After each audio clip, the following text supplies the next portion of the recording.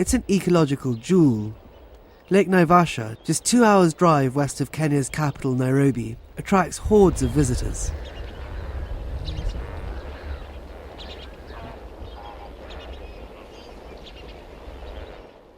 Tourists too come in large numbers. The lake is one of Kenya's most visited spots, and a lifeline for hundreds of thousands. People rely on its fresh water for drinking. The lake also feeds some of the largest flower and vegetable farms in East Africa. The lake provides jobs and even much needed energy. 3 geothermal power plants depend on the water resources in Naivasha's basin, and the lake plays a major role. So how is Kenya managing this vital resource?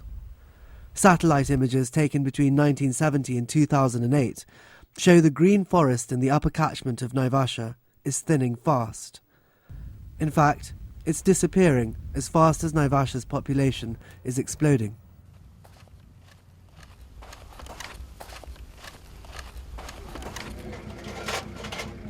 Nigel Carnelli, a tourist lodge owner, and his family have been living here for 3 generations. Carnelli says he's never been more worried about the fate of this national treasure. Well, if you go and measure the depth of the lake now, you will see that there's probably less than 4 meters left, right in the middle. And the average depth is going to be way less than 2 meters. And we know that 4 meters is missing over the last 25 years. So we've only got an average of 2 left. Do the sums, and you don't have to be a rocket scientist to work out that you've got something like 8 years left. It's a worry shared by the Kenyan government and UNEP, which reached similar conclusions in their recently released Kenya Atlas.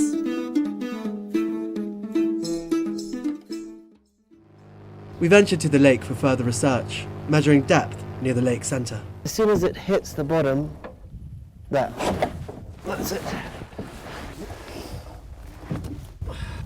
9 feet in the centre of the lake. Not very deep. Lake Naivasha, one of Kenya's most precious resources, is dying. And one of the reasons is hard to miss. The cedar and bamboo forests that covered the escarpment, from Eburu to Inusupukia, are being destroyed, and fast. On this day, we see rising pillars of smoke caused by careless coal makers who chopped down trees and lit fires that were now out of control. We travelled to the forest to speak to resident communities about the deforestation and its impact on their livelihoods. Solomon Kirau is a farmer and ecologist.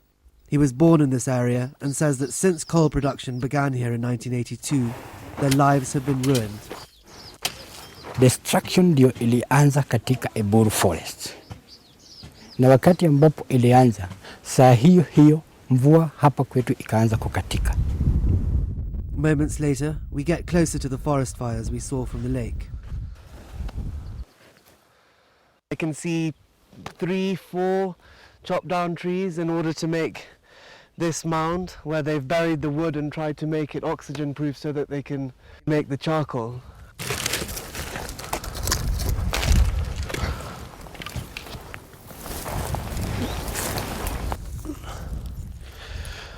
We've been walking around the forest now for about 5 hours.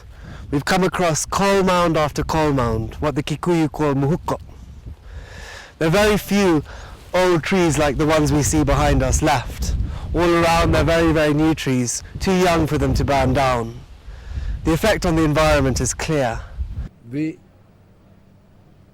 ministry that is in charge of forests and ourselves working together must continue to seek for solutions with the understanding that there is a human problem here, both socio-political and even economic, because those people basically went there to look for livelihood. Chopping down trees means there is nothing to hold the soil, which washes down into the lake. Silting is now a major problem. Local environmentalist Douglas Chege explains that this track, just meters away from the lake shore, isn't in fact a dust track. It's a tarmac road, covered in silt and soil. This was tarmac? Yeah, the tarmac is down here, Somewhere. and this is the siltation. Jeez. And if the vehicles are not moving around, the high will be this side.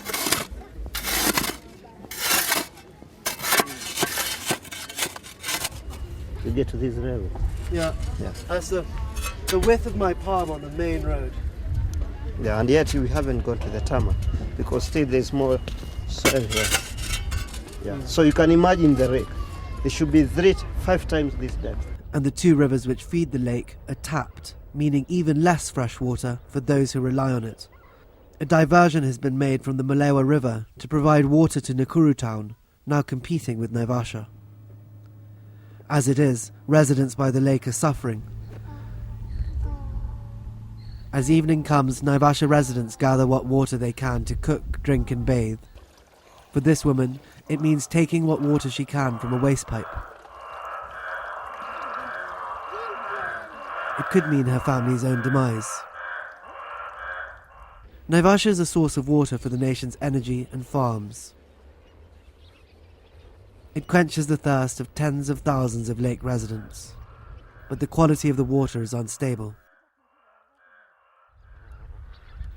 Decades ago, the lake practically disappeared into the Rift Valley for natural reasons. But under current management, this precious resource has a precarious future.